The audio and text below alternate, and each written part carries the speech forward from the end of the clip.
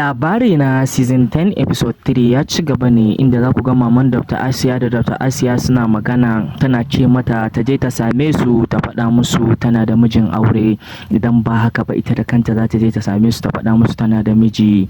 A nan kuma za ku ga mai nasara da matarsa Maryam suna magana. Mai nasara yana ce ma matar tasa yana auren mace tana haifa musu 'ya'ya biyu, zai rabu da ita domin 'ya'ya biyu sun ishe su za su ci gaba da rainansu.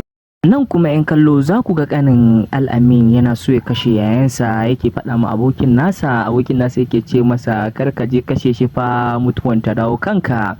Sai kuma za ku sake ganin maman Dr. Asiya da yaya Mujahid suna magana. Maman Dr. Asiya tana ce ma yaya Mujahid a dawo da auren nan kusa, yake ce mata a'a mama minti nawa ne lokaci ya. Ku kuma za ku ga mai nasara da matan nasa Maryam yana ce mata me yasa ba ta kishin sanne, auren nan dole ne, sai take ce masa dole ne sweetheart da ni bana aihu. Nan kuma za ku ga Jamila da Nadiya a gidan kaso. Nadiya tana ce ma Jamila bayan kin gama sanin sirri na za ki fita ki bar ni, kin san sirri na kashe Awwal da mai nasara, ba zan bar ki fita ba, har in za ki fita sai dai mu fita tare, in ba za ki fita ba kuma sai na yi ƙarshen ki. To 'yan kallo a ci gaba da kallon tashan namu na Sirrinkannywood.